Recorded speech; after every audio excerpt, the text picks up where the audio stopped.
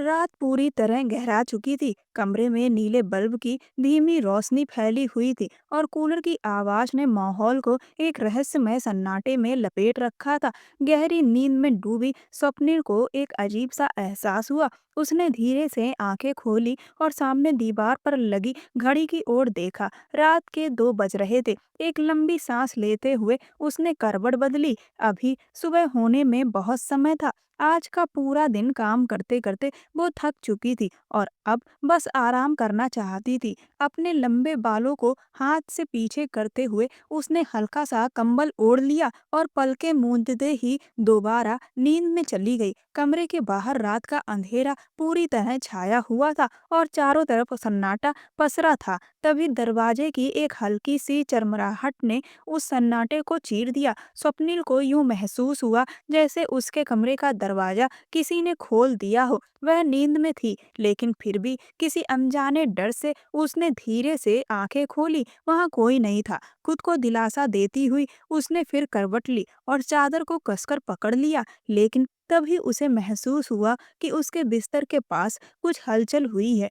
घबराकर उसने आंखें खोली और इससे पहले कि वह कुछ समझ पाती, किसी मर्दाना हाथ ने धीरे से उसकी कमर पर स्पर्श किया। स्वप्निल की रग-रग में सिरहन दौड़ गई। एक दबी-दबी चीख उसके होठों से निकली और वह झटके से चादर फेंकते हुए बिस्तर से नीचे उतर गई। कौन है? कौन है कमरे में? वह भयभीत होकर चीखी और आंखें फाड़कर अंधेरे में देखने लगी। उसे अब यकीन हो गया था कि कमरे में कोई मौजूद है। बल्ब की मंद रोशनी में उसे एक लंबे से मर्द की परछाई नजर आई। स्वप्निल की रूह कांप गई। वह शख्स उसकी ओर बढ़ा। शायद स्वप्निल के जागने से वो खुद भी घबरा गया था। स्वप्निल ने एक जोरदार चीख मारी और उसके बढ़े हुए हाथों को पूरी ताकत से धकेलते हुए कमरे से बाहर भागी। वह व्यक्ति उसे पकड़ने की कोशिश कर रहा था, लेकिन स्वप्निल की तेजी उसके काम आई और वह बाहर निकल गई। भागते हुए वह घर के आखिरी कोने में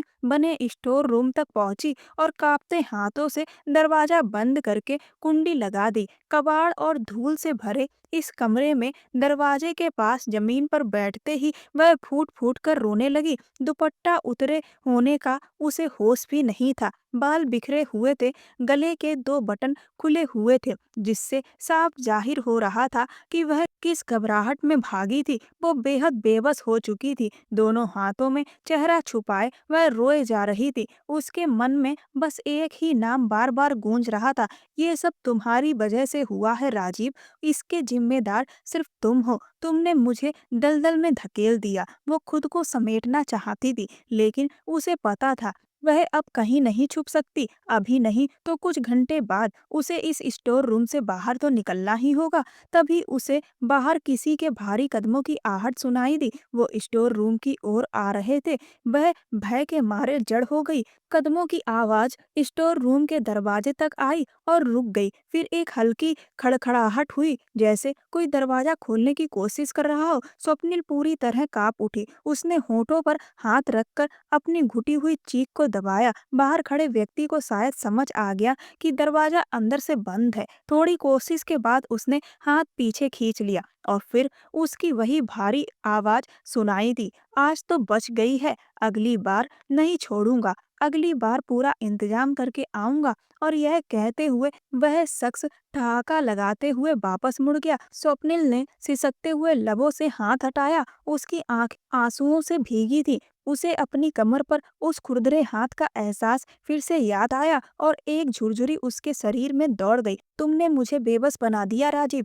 जैसे मैं कोई चीज थी तुम्हारे लिए। आंसुओं को पोंछते हुए उसने फिर घुटनों में अपना मुंह छुपा लिया। उसे पता था कि सूरज उगने तक उसे यहीं इस तन्हा कमरे में रहना होगा। अपनी आंखें बंद करते हुए वह बीते दिनों की याद करने लगी। यह कोई पुरानी बात नहीं थी, बस 2 महीने पहले की। जिंदगी कितनी खूबसूरत लगती थी तब। कॉलेज के साथ ट्रिप पर जाने के लिए उसने पापा से कितनी मिन्नतें की थी। मुझे तो कोई ऐतराज नहीं है, अपनी माँ से पूछ लो। पापा ने हंसते हुए चश्मा उतारा और शांति जी की ओर देखा। इतनी दूर अकेली लड़की को भेजना कहाँ की समझदारी है, शांति जी झुलझुलाकर बोली। कॉलेज 2 दिन की लंदन की ट्रिप पर जा रहा था और स्वप्निल पहली बार कहीं बाहर जाना चाहती थी। उसकी आंखों में उत्साह साफ झलक रहा था। वह लिविंग रूम के सोफे पर बैठी थी, तभी पापा के फोन की घंटी बजी। पापा ने मुस्कुराकर फोन उठाया। हाँ, हेलो।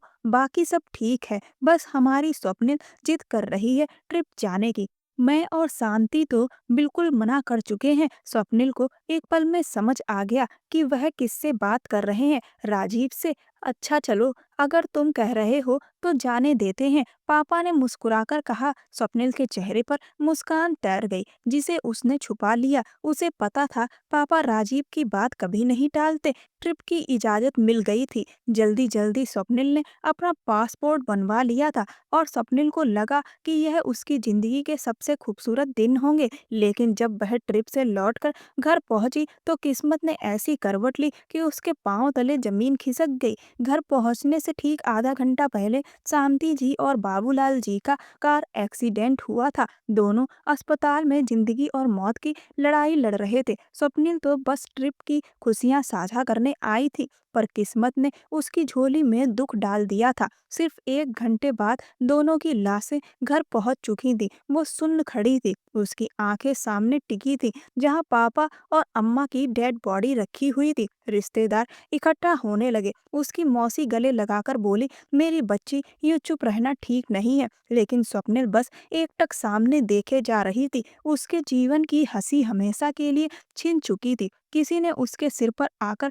सफेद चादर उड़ा दी। वह रोना चाहती थी, जोर जोर से फूट कर रोना चाहती थी, लेकिन किसी अपने के गले लगकर। मगर वहां उसका कौन था? स्वप्निल ने पीछे मुड़कर अपने सभी रिश्तेदारों की ओर देखा। सब अपनी अपनी बातों में लगे थे, जैसे किसी को पापा और माँ की मौत का कोई दुख ही ना हो। इसकी वजह बस एक थी, पापा ने मम्मी से अपनी मर्जी से शादी की थी। उनके परिवार ने मम्मी को कभी अपनाया ही नहीं और उनकी मौत पर भी किसी की आंखों में नमी नहीं थी। यही हाल मम्मी के परिवार वालों का भी था। बस एक वही थी जिनकी ममता अभी भी जिंदा थी, उसकी मौसी। शायद इसलिए क्योंकि उनकी खुद की कोई संतान नहीं थी और स्वप्निल का दुख उनके दिल को चीर रहा था। जब अंतिम संस्कार का वक्त आया तो स्वप्निल ने बेचैन निगाहों से चारों ओर देखा और वह दिख गया जिसे वह इस दुख की घड़ी में सबसे ज्यादा देखना चाहती थी। वह शख्स जो अंतिम यात्रा को कंधा दे रहा था,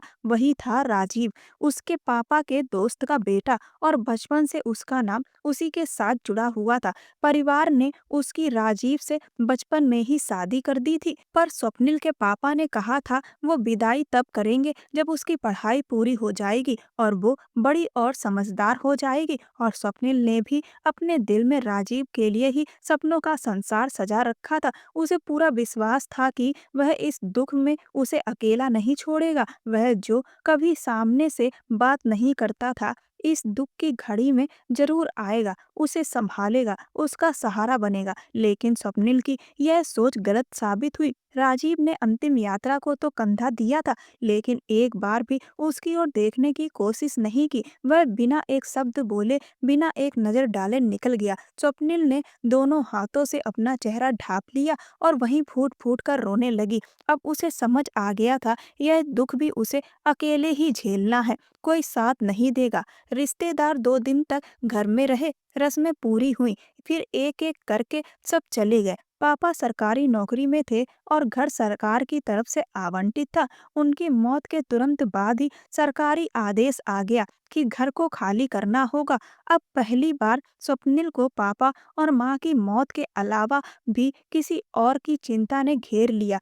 अपनी 20 साल की जिंदगी में उसने कभी पैसों की कमी महसूस नहीं की थी। माँ बाप ने उसे खूब प्यार और सुविधा में पाला था, कभी किसी चीज की कमी नहीं होने दी थी। लेकिन अब आगे क्या होगा, कहाँ जाएगी वह, किसके पास जाएगी, उसे कुछ समझ नहीं आ रहा था। घर खाली करने का सरकारी नोटिस उसके हाथ में था। उसकी हरी आंखों में बेचैनी साफ झलक रही थी।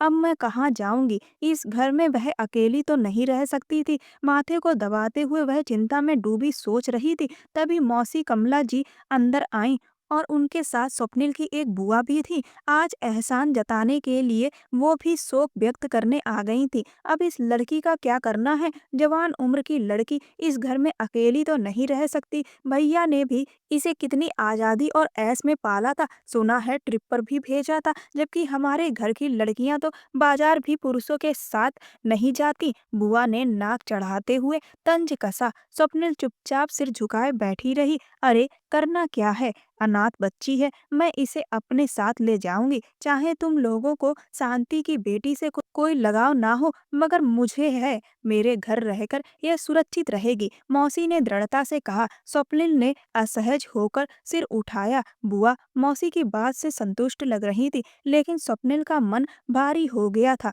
मौसी के घर क्यों, वह अपने घर जाना चाहती थी, उस इंसान के पास जो उसका जीवन साथी था, जो उसका जिम्मेदार था। स्वप्निल ने बेचैनी से करवट बदली। वह तो उस दिन के बाद से दिखा ही नहीं था। स्वप्निल की आंखें भर आईं। तभी दरवाजे पर दस्तक हुई। स्वप्निल, मौसी और बुआ सभी ने दरवाजे की ओर देखा। भीतर राजीव प्रवेश कर रहा था। स्वप्निल को भीतर से एक सुकून सा महसूस हुआ। वह 29 साल का था। सफेद रंग की शर्ट की बाहें कोहनियों तक मोड़ी हुई थी और काली पैंट की जेब में मोबाइल डाले वह हमेशा की तरह व्यस्त सा लग रहा था।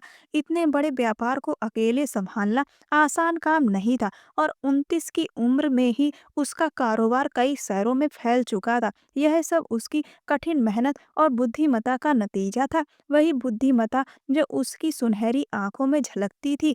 मैं स्वप्निल को अपने साथ ले जा रही हूँ, अपने घर। तुम्हें कोई आपत्ति तो नहीं? मौसी ने झिझकते हुए राजीव से पूछा। स्वप्निल को उम्मीद थी वह मना कर देगा। आखिर वह उसकी पत्नी थी और स्वाभाविक था कि अब वह उसे अपने साथ ले जाएगा, मगर उसे जोर का झटका लगा। राजीव ने तो कुछ और ही कहा। मुझे क्यों आपत्ति होगी? अच्छा ही है कि वह आपके घर में सुरक्षित रहे, राजीव ने शांत स्वर में कहा। फिर वह बुआ की ओर देखने लगा, जो अपना बैग उठाते हुए उठ खड़ी हुई। हाँ हाँ चलो, मुझे पता है तुम मुझे ही लेने आए हो, मैं कौन सा यहाँ और रुकना चाहती थी। शुक्र है तुम्हारे पापा ने कह दिया, वरना तुम तो अजनबी बनकर पास से भी निकल जाते। उन्होंने तंज कसते हुए स्वप्निल के सिर पर हल्का सा हाथ फेरा और बाहर चली गई। उसकी बुआ का घर राजीव के घर के रास्ते में ही पड़ता था। स्वप्निल ने अविश्वास से राजीव की ओर देखा। कितनी आसानी से वह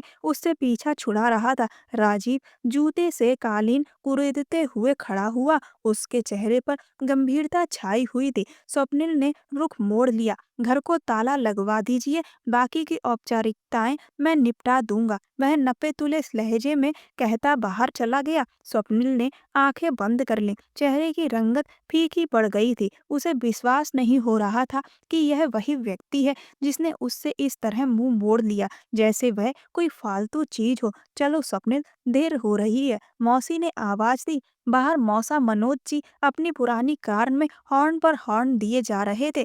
आंसू पोंछते हुए वह गहरी सांस लेकर उठ खड़ी हुई। जब सब कुछ छूट ही चुका था, तो अब अपने अस्तित्व की क्षीणता को स्वीकार करना ही बेहतर था। बैग पहले से ही तैयार था। वह चुपचाप मौसी के पीछे बाहर निकल आई। एक अंतिम बार अपने माता पिता के मकान की ओर देखा और मन में उमड़ती यादों को वहीं पीछे छोड़ दिया। मौसी का घर छोटा था, 2 कमरे, एक कोने में स्टोर रूम और साझा बाथरूम। मौसी ने उसे अपने हाथ से शरबत बनाकर दिया। यह बात सही थी कि वह स्वप्निल से बेहद स्नेह करती थी। उनकी अपनी कोई संतान नहीं थी। मनोज मौसा चुप्पा किस्म के व्यक्ति थे। स्वप्निल के आने पर उन्होंने कोई विशेष प्रतिक्रिया नहीं दी, ना ही तब जब दूसरे कमरे से सोफा निकालकर वहां बिस्तर बिछाया गया, मानो वे इस घर का ही हिस्सा ना हो। यह कमरा मौसा जी इस्तेमाल करते हैं, मैं यहाँ रहूंगी तो उन्हें असुविधा तो नहीं होगी? स्वप्निल ने झिझकते हुए कहा। उसे लग रहा था वह अनचाहा बोझ बन रही है। मौसी ने प्यार से उसका माथा चूमा। अरे नहीं, वो तो तुम्हारे आने से बहुत खुश हैं, तुम्हें अपनी बेटी जैसा समझते हैं,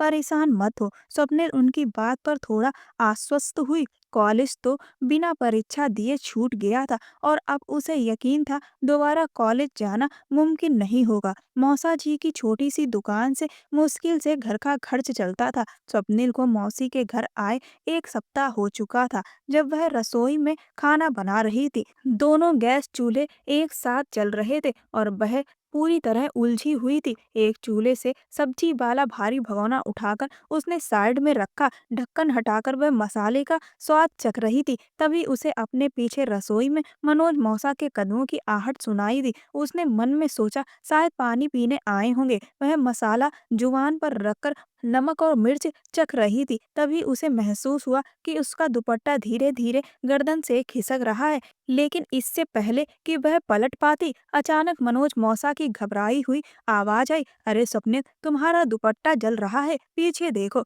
वह हड़बड़ा कर पलटी। जलते हुए चूल्हे के ऊपर उसका दुपट्टा कुछ ऐसे रखा था जैसे किसी ने जानबूझकर आराम से वहां रखा हो। स्वप्निल को हैरानी हुई। उसने तो कभी इतनी लापरवाही से काम नहीं किया था। आग की लपटें उसके दुपट्टे को घेरने लगी थी। वह स्तब्ध खड़ी थी जब मनोज मौसा ने फुर्ती से उसके गले में हाथ डालकर दुपट्टा खींचकर उतार दिया। स्वप्निल ने तुरंत सीने पर हाथ रखा और 2 कदम पीछे हट गई। कि इतनी लापरवाही से काम करती हो, देखो सारा दुपट्टा जला दिया। मनोज मौसा जूते से आग बुझाते हुए उसे सिर से पैर तक देख रहे थे। स्वप्निल को अजीब सी घबराहट हुई। कहने को तो कुछ भी गलत नहीं हुआ था। मनोज मौसा ने तो उसे आग से बचाया था, मगर न जाने क्यों उसे एक असहज बेचैनी महसूस हुई। वह झटके से पलटी और अपने कमरे में भाग गई। थोड़ी देर तक वह खुद को शांत करने की कोशिश करती रही। दूसरा दुपट्टा लेकर वह बाहर आई तो देखा कि मनोज मौसा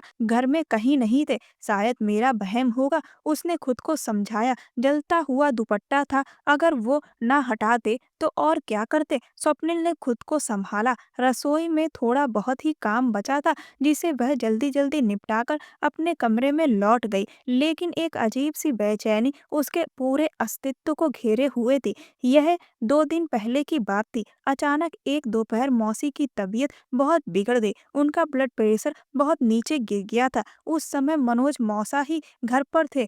उन्होंने तुरंत गाड़ी निकाली और मौसी को अस्पताल ले गए। स्वप्निल घर में अकेली रह गई, बहुत परेशान और बेचैनी से टहल रही थी। शाम का वक्त था। वातावरण में हल्की ठंडक और सन्नाटा पसरा हुआ था। स्वप्निल की परेशानियां यही थी कि अधूरी पढ़ाई के साथ उसे कहाँ नौकरी मिलती और उसका खर्च भी बिल्कुल सही होना था। सारे दस्तावेज लेकर वह सुबह से लेकर शाम तक सड़कों पर मारामारी करती रही। कोई ऐसा स्कूल या ऑफिस नहीं था जहां उसने नौकरी के लिए आवेदन न दिया हो। घर लौटने के लिए रिक्शे में बैठना चाह रही थी कि तभी एक स्टाइलिश लड़की उसके पास आई। वह बार बार मोबाइल पर समय देख रही थी और बड़बड़ा रही थी, इंटरव्यू खत्म हो जाएगा और पता नहीं वह ड्राइवर कहाँ है। लड़की एक रेस्टोरेंट से निकली थी। स्वप्निल ने उसकी तरफ देखा। वह पट्टेदार शर्ट पहने फैशन के सारे नए ट्रेंड्स पर खड़ी थी। स्वप्निल ने अपनी सादगी से भरी सफेद साड़ी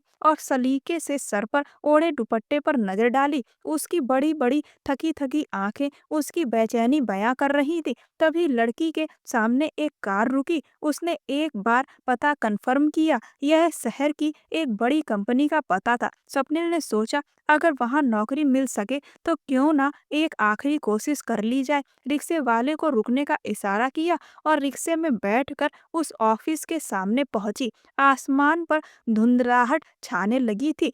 अब ऑफिस का समय भी खत्म होने वाला था। स्वप्निल ने अपनी घड़ी देखी। शाम के 5 बजने में बस 15 मिनट बाकी थे। तेजी से सीढ़ियां चढ़कर अंदर गई। कुछ कैंडिडेट्स खुश होकर बाहर निकल रहे थे। वह जल्दी से सेक्रेटरी के पास पहुंची और पूछा, क्या मैं इंटरव्यू दे सकती हूँ। सेक्रेटरी ने एक नज़र स्वप्निल पर डाली, उसकी हालत समझ गई। उसने फोन उठाकर अपने बॉस से बात की और बोली, तुम्हारी किस्मत अच्छी है, आज कंपनी के असली मालिक इंटरव्यू ले रहे हैं। उन्हें जरूरतमंदों की मदद करना पसंद है, तुम अंदर जा सकती हो। स्वप्निल ने गहरी सांस ली, खुद को संभाला और मुस्कुराते हुए अंदर गई। सामने रिवॉल्विंग चेयर पर कंपनी का मालिक फाइलों में व्यस्त था। उसने नमस्ते कहा, लेकिन वह शख्स सिर उठाकर उसे घूरने लगा। वह राजीव था, उसका पति, जिसके कारण वह आज सड़कों पर भटक रही थी। स्वप्निल के चेहरे से मुस्कान गायब हो गई। राजीव बोला, तुम यहाँ क्या कर रही हो? स्वप्निल ने कुछ कहने की कोशिश की, लेकिन उसकी आवाज रुक गई। आंखों में आंसू आ गए। उसने अचानक मुड़कर दरवाजा खोल बाहर निकलने की कोशिश की। तेज आंसू पोंछते हुए वह लिफ्ट की ओर बढ़ी। पीछे से किसी ने उसका हाथ पकड़ा। स्वप्निल, तुम कहाँ जा रही हो और यहाँ क्यों आई हो, बताओ? राजीव की आवाज थी। ऑफिस में सभी लोग चौंक गए। कई लोग खड़े होकर उनकी तरफ देख रहे थे। स्वप्निल ने झुककर कहा, गलती से आ गई। मुझे पता नहीं था कि ये आपका ऑफिस है, वरना मैं कभी भी यहाँ नहीं आती। राजीव ने अपने स्टाफ की तरफ देखा, गहरी सांस ली और कहा, मेरे साथ आओ। उसने स्वप्निल का हाथ पकड़ लिया और नीचे ले गया। क्या हुआ, तुम्हें कोई परेशानी है? उसने पूछा। राजीव ने बाहर निकलते हुए एक नरम लहजे में कहा, अगर तुम्हें नौकरी चाहिए तो मेरे पास पर्सनल असिस्टेंट की वैकेंसी खाली है। उसी के इंटरव्यू हो रहे हैं। तुम होशियार हो, यह नौकरी आसानी से कर लोगी। आज घर जाओ, कल सुबह जल्दी आ जाना। स्वप्निल अंदर तक टूट गई। उसने नफरत से उसकी तरफ देखा, अपना हाथ छुड़ाया और रिक्शे में बैठ गई। राजीव ने गहरी नजरों से उसे देखा और फिर वह भीड़ में खो गया। स्वप्निल जब घर लौटी तो मनोज मौसा आ चुके थे। सांसें रुक सी गई थीं। उसने बहाना बनाया कि तबीयत खराब है और सीधे कमरे में चली गई। रात का सन्नाटा छा गया था, पर उसका दिल जोर से धड़क रहा था। मौसी आराम कर रही थी। स्वप्निल ने जाकर उन्हें जगाया और खुद भी आराम करने लगी। आंसू झरते रहे। स्वप्निल ने खामोशी में अपने कमरे का दरवाजा लॉक किया, लेकिन लॉक खराब था। कई बार घुमाने पर भी दरवाजा नहीं बंद हो रहा था। मनोज मौसा अक्सर रातें घर के बाहर बिताते थे। स्वप्निल को लग रहा था कि आज भी वे बाहर होंगे। दिन भर की थकान से वह बस सोना चाहती थी और रोना चाहती थी। बिस्तर पर लेटी उसने एक बार फिर दरवाजा चेक किया। लॉक पूरी तरह खराब था। डरे हुए दिल पर काबू पाते हुए स्वप्निल जाकर अपने बिस्तर पर लेट गई। कुछ देर तक तो खुली आंखों से वह लगातार दरवाजे को देखती रही। हर छोटी सी आवाज पर वह बुरी तरह से घबरा जाती। कभी कभार उठकर बैठ जाती और ऐसा लगता जैसे दरवाजा खोलकर मनोज मौसा अंदर आ गए हैं, लेकिन दरवाजे पर कोई नहीं था। वह नहीं जानती कितनी देर तक जागती रही, लेकिन आखिरकार थकावट उस पर हावी हो गई। धीरे धीरे उसकी आंखें बंद होने लगी। न जाने रात का कौन सा पहर था कि उसकी आंखें अचानक एक अजीब से एहसास के साथ खुली। गर्दन पर किसी ठंडे स्पर्श का एहसास हो रहा था। स्वप्निल घबराकर उठ बैठी। एक साया सा उसके ऊपर झुका हुआ था। स्वप्निल हड़बड़ाकर बिस्तर से नीचे उतर आई। कहाँ भाग रही हो? मुझे समझ नहीं आता कि आखिर तुम मुझसे दूर क्यों जाती हो? शादी करना चाहता हूँ तुमसे। इसमें क्या बुराई है, क्या कमी है मुझ में? बस उम्र थोड़ी ज्यादा है, बस। मनोज मौसा ही थे जिन्होंने स्वप्निल को दोनों बाजुओं से पकड़कर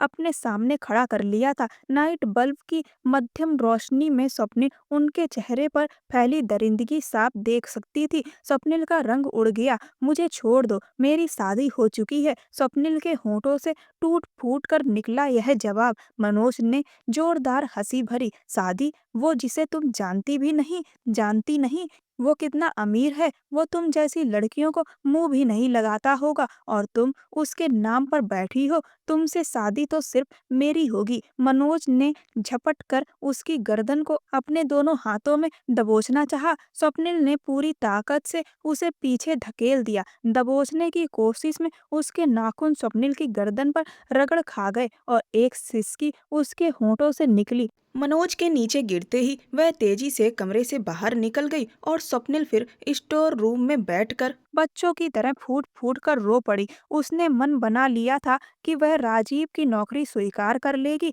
थोड़े पैसे कमाकर वह अपने लिए एक छोटा सा मकान तो जरूर करवा लेगी। यह कड़वा वक्त तो उसे पार ही करना था। सुबह तक वह वहीं स्टोर रूम में ही बैठी रही। जब दिन निकल आया तो कोई उसे वहां से निकलते नहीं देखा। शुक्र था कि मौसी ने उसे वहां से निकलते नहीं देखा था। वह उनका दिल नहीं तोड़ना चाहती थी और मनोज की सच्चाई बताकर उन्हें दुखी नहीं करना चाहती थी। चुपचाप तैयार होकर वह घर से निकल आई। आधे घंटे बाद ही वह राजीव के ऑफिस के बाहर खड़ी थी। उसकी आंखों में वीरानी थी, रंग फीका पड़ गया था। उसने आसमानी रंग का खूबसूरत सलवार सूट पहना था और पैर में साधारण काले चप्पल, जिसमें उसके नाजुक पैर साफ झलक रहे थे। राजीव ने ऊपर से नीचे तक उसे निहारा। उसके चेहरे पर ना मुस्कान थी, ना ही आम लड़कियों जैसी कोई उम्मीद। मैं आपकी नौकरी करने के लिए तैयार हूँ। मेरी तनख्वाह और बाकी शर्तें क्या होंगी? स्वप्निल ने बिना घबराए कहा। मेरी एक ही शर्त है कि मैं रविवार को भी ऑफिस आऊंगी और मुझे रात 8 बजे तक छुट्टी चाहिए, इससे पहले नहीं। राजीव हैरान होकर उसे देखने लगा, लेकिन स्वप्निल के चेहरे पर इतनी मजबूती थी कि वह कोई सवाल नहीं कर सका। अचानक राजीव ने कहा, मैं तुम्हें ये बताना भूल गया कि मेरी आज शाम की फ्लाइट है। मैं 10 दिन के बिजनेस ट्रिप पर जा रहा हूँ। मेरा पर्सनल असिस्टेंट भी मेरे साथ जाना था, इसलिए मैंने इतनी जल्दी में हायरिंग की। अब क्योंकि तुम मेरी पर्सनल असिस्टेंट हो, तुम्हें भी मेरे साथ जाना होगा। मैं तुम्हारी फ्लाइट भी बुक करवा देता हूँ। तुम्हें तैयारी में कितना वक्त लगेगा? स्वप्निल की जगह से पैर फिसल गए। वह सिर्फ एक बार कॉलेज की ट्रिप पे गई थी और अब उसे अपने साथ बिजनेस ट्रिप पर ले जाने की बात हो रही थी। दिल की धड़कन तेज हो गई, लेकिन सामने वाला इतना लापरवाह था कि वह कोई उम्मीद नहीं कर सकती थी। मुझे तैयारी की जरूरत नहीं, मैं जब लंदन गई थी तो पासपोर्ट बनवा लिया था, उसने दो टूक अंदाज में कहा और कमरे से बाहर निकल गई। शाम तक उसने अपनी सारी कागजी कार्रवाई पूरी कर ली। जब राजीव ने उसे ड्राइवर के साथ घर से बैग लेने भेजा तो मौसी हैरान रह गई। क्या नौकरी है ये बेटा, जो ज्वाइन करते ही तुम्हें देश छोड़कर जाना पड़ रहा है? मौसी ने पूछा। स्वप्निल ने कोई बात बताना मुनासिब नहीं समझा कि वह राजीव के पास काम करती है। नौकरी ऐसी ही होती है मौसी, परेशान मत हो, मुझ पर भरोसा रखो, कहकर उसने मौसी का माथा चूमा और घर से निकल गई। शुक्र था कि उस वक्त मनोज मौसा घर पर नहीं थे। उसके बैग में गिनती के कुछ जोड़ी कपड़े थे जो उसने माँ बाप के रहते हुए बनवाए थे। ड्राइवर उसे सीधे एयरपोर्ट ले गया। वह गाड़ी से उतरी तो राजीव सामने ही खड़ा था। आओ, फ्लाइट का टाइम हो गया है। उसका हाथ थामकर वह आगे बढ़ गया। स्वप्निल का मन घबराने लगा, लेकिन यह मेहरबानी ही थी। उसने हाथ छुड़ाने की कोशिश की, लेकिन राजीव ने उसे मजबूती से थाम रखा था। फ्लाइट लंबी थी और इत्तेफाक से उसकी सीट राजीव की सीट के पास नहीं थी। पूरे सफर में वह घबराई रही। कई बार राजीव उठकर उसके पास आता था। अगर तुम्हें कुछ चाहिए तो बताना, घबराने की जरूरत नहीं है। पहली बार फ्लाइट में एंजाइटी हो सकती है। अगर कोई दिक्कत हुई तो मुझे बताना, हर बार यही बात कहता और स्वप्निल नफरत से सिर हिला देती। दिल पर पत्थर रखकर वह गहरी सांस लेकर बैठी रही। एयरपोर्ट पर उतरते ही कंपनी के लोगों का एक ग्रुप राजीव को रिसीव करने आया था। वे पूरी शिद्दत से नीचे उतरकर उनसे मिलने लगे। मीटिंग्स कहाँ करनी है, किस होटल में ठहरना है, सब तय करने लगे। राजीव के पीछे खड़ी स्वप्निल मुश्किल से खुद को संभाल रही थी। इतनी लग्जरी लाइफ स्टाइल उसने पहली बार देखी थी। उसके हाथ ठंडे पड़ रहे थे। बार बार अपने चेहरे पर हाथ फेरती वह खुद को नर्वस होने से रोक रही थी। उन विदेशी लोगों में से एक ने शायद राजीव से स्वप्निल की तरफ इशारा किया। स्वप्निल की सारी चेतना जाग गई। वह सुनना चाहती थी कि राजीव उसका क्या परिचय करवाएगा। विदेशी लोग शायद उसे सादी सलवार कमीज में देखकर हैरान थे। राजीव ने मुड़कर उसकी तरफ एक नजर डाली और कहा, यह मेरी पर्सनल असिस्टेंट है, मेरी खुद की देखभाल का ख्याल रखेंगी। अंग्रेजी में जवाब देते हुए राजीव ने स्वप्निल को सभी से मिलवाया। स्वप्निल खून के घूंट पीकर रह गई। चलो, अभी शाम होने वाली है, हमारा पूरा शेड्यूल कल से शुरू होगा, आज बस आराम करेंगे, हवा में इशारा करते हुए राजीव ने कहा। एयरपोर्ट से उन्हें शानदार गाड़ी ने पिक किया और होटल के कमरे पहले ही बुक थे। स्वप्निल गाड़ी में बैठी और पीछे की तरफ भागते मनोहर नज़ारे देखती रही। स्वप्निल ने कभी सपने में भी नहीं सोचा था कि वो दूसरे देश इस तरह शानो शौकत के साथ पहुंचेगी। जब होटल के सामने गाड़ी रुकी तो ड्राइवर ने पीछे आकर दरवाजा खोला। स्वप्निल ने अपना हैंडबैग संभाला और नीचे उतर गई। राजीव के अलावा उसके पास और कोई विकल्प भी तो नहीं था। ना उसे अपने काम की जानकारी थी, ना ही इस बिजनेस ट्रिप का मकसद मालूम। वो बस चुपचाप उसके पीछे चल दी। राजीव रिसेप्शन काउंटर पर जाकर रुका और कमरे की चाबी मांगी। स्वप्निल के दिल में एक हल्की सी उम्मीद थी, क्या पता वो उसे पत्नी का दर्जा दे, क्या पता दोनों के लिए एक ही कमरा बुक कराए। लेकिन उसकी सारी उम्मीदें उसी पर टूटकर बिखर गईं जब राजीव ने एक चाबी उसकी ओर बढ़ाते हुए कहा, ये तुम्हारे कमरे की चाबी है, मेरा कमरा ठीक बगल में है, और हाँ, समय पर सो जाना, कल सुबह बहुत जरूरी मीटिंग है। इतना कहकर वो आगे बढ़ गया। स्वप्निल ने खाली निगाहों से उसे जाते हुए देखा। सफर की थकावट बहुत ज्यादा थी, ऊपर से दुख ये कि राजीव एक नजर देखने तक को तैयार नहीं था। किसी तरह खुद को संभालती हुई वो उसके पीछे चली गई। जब वो अपने पुराने आत्मविश्वास को समेट चुकी थी, तब जाकर चाबी से दरवाजा खोला। कमरा बेहद आलीशान और लग्जरी था।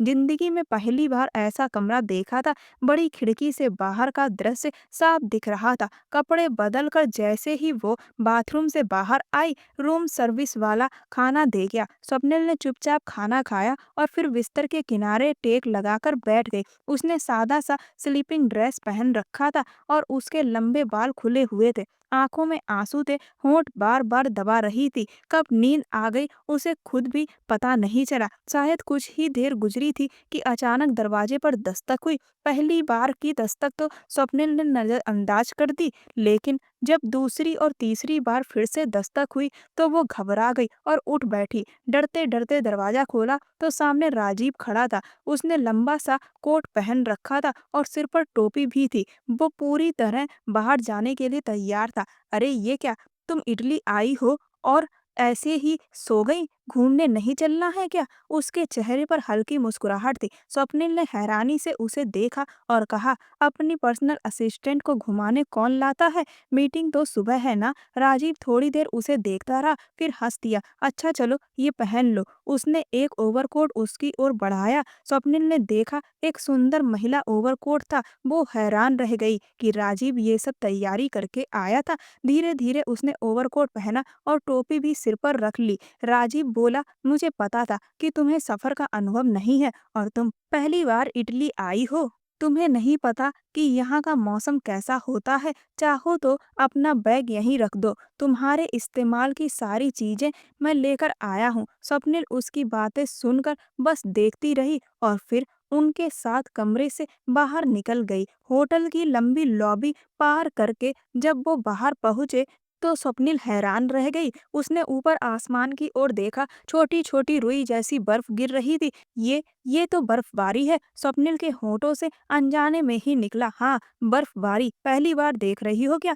राजीव ने मुस्कुराकर पूछा। स्वप्निल अभी भी आसमान की ओर देखती रही। राजीव ने कहा, ये इस मौसम की पहली स्नोफॉल है, चलो मेरा हाथ पकड़ो। स्वप्निल ने उसके बढ़े हुए हाथ की ओर देखा और ना जाने क्यों उसकी आंखों में आंसू आ गए। मुझे वापस जाना चाहिए, उसने तल्ख लहजे में कहा। मैं यहाँ एक बिजनेस ट्रिप पर आई हूँ, सुबह की मीटिंग में बुला लीजिएगा। इसके अलावा मेरी आपकी जिंदगी में कोई दखल नहीं है। इतना कहकर वो मुड़ने लगी, लेकिन तभी राजीव ने उसका हाथ पकड़ लिया और उसे अपनी ओर खींचा। उसके खींचने से स्वप्निल का ओवरकोट थोड़ा सा खिसक गया और उसकी सफेद गर्दन नजर आने लगी। तभी राजीव की निगाह उसकी गर्दन पर पड़ी जहाँ 3 लंबी खरोंचें थी। ये क्या है? ये कैसे निशान है? राजीव ने चौंकते हुए अपनी उंगली से उन निशानों को छुआ। स्वप्निल 2 कदम पीछे हट गई और बोली, कुछ नहीं, बस ऐसे ही। उसने ओवरकोट के अंदर गर्दन छुपाने की कोशिश की,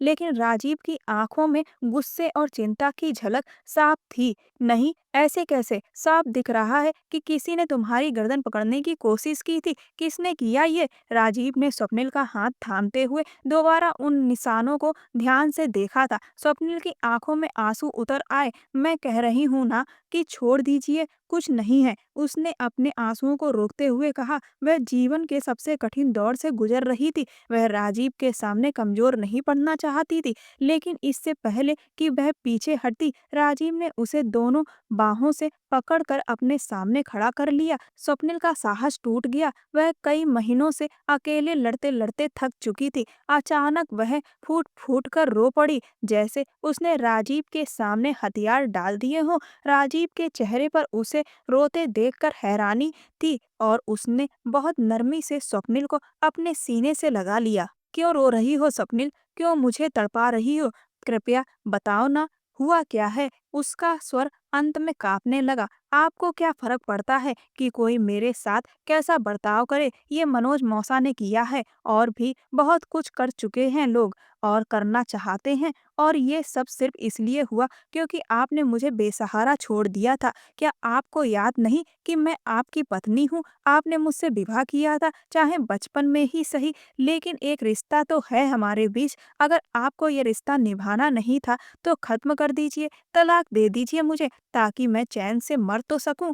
आपने तो मुझे कहीं का नहीं छोड़ा। स्वप्निल ने अपना सिर उसके सीने से हटाते हुए आंसुओं से भरी आंखों से राजीव से पूछा। राजीव स्तब्ध खड़ा रह गया। किसने किया ये सब? बाकी बातों को जैसे उसने सुना ही नहीं। उसका लहजा सख्त हो चुका था। स्वप्निल ने अपने आंसू पोंछे। किसी ने नहीं, मुफ्त की चीज समझकर हर कोई इस्तेमाल करना चाहता है। वह पलटना चाहती थी, लेकिन राजीव ने फिर से उसे पकड़ लिया। ऐसा मत कहो स्वप्निल, मैं उस आदमी को इस धरती पर जीने लायक नहीं छोड़ूंगा। और तुम्हें ये किसने कह दिया कि मैंने तुम्हें छोड़ दिया? तुम ना तो फालतू हो और ना ही किसी की संपत्ति। तुम मेरी पत्नी हो, राजीव की पत्नी, और दुनिया जानती है इस बात को। मैंने तुम्हें तुम्हारे माता पिता के निधन के बाद परेशान करना उचित नहीं समझा। मुझे लगा तुम कुछ समय अपनी मौसी के साथ उनके घर रहना चाहती हो। तुमने मुझसे कभी ढंग से बात नहीं की। शायद हमारे उम्र में अंतर इतना था कि तुम्हें मैं कभी पसंद नहीं आया।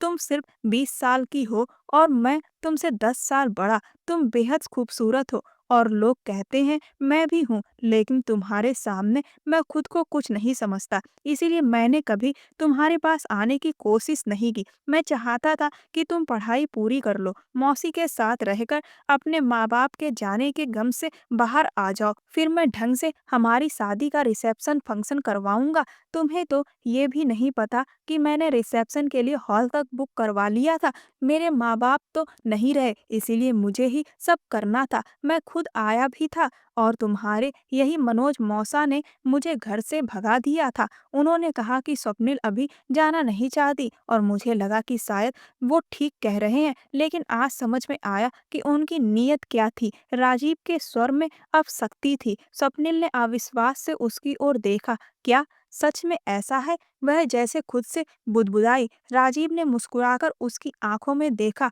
क्या तुम मुझे इतना बुरा समझती हो कि मैं अपनी पत्नी को भुला दूंगा? तुम मेरी धर्म पत्नी हो स्वप्निल। मैं तुम्हें किसी और के सहारे कैसे छोड़ सकता था? मैंने तो सिर्फ तुम्हारी भावनाओं का सम्मान किया, और आज जब तुम मुझे बता रही हो कि ये तुम्हारी इच्छा नहीं थी, बल्कि मनोज मौसा ने तुम्हें अपने मकसद के लिए इस्तेमाल करना चाहा, तो अब देखना अपनी पत्नी की तरफ नजर उठाने वाले का मैं क्या हाल करता हूँ। राजीव के लहजे में अंत में आग सी उतर आई। स्वप्निल उसे देखती रह गई। उसे लगा जैसे बरसों से वह अकेली थी और आज उसके सिर पर कोई मजबूत छत तान दी गई हो। राजीव ने उसे अपने सीने से लगाते हुए मुस्कुराकर कहा, तुम्हें बिजनेस का कुछ भी नहीं पता। फिर भी मैं तुम्हें अपने साथ इटली क्यों लेकर आया था? सिर्फ इसलिए क्योंकि तुम मेरी पत्नी हो। मैं तुम्हें दुनिया दिखाना चाहता था। राजीव की बात पर स्वप्निल ने शर्माकर सिर झुका लिया। उसे यकीन नहीं हो रहा था कि ख्वाब इतनी जल्दी हकीकत बन सकते हैं। 10 दिनों का शानदार बिजनेस ट्रिप गुजार कर वे जब अपने शहर लौटे, तो स्वप्निल के चेहरे पर मुस्कुराहट थमने का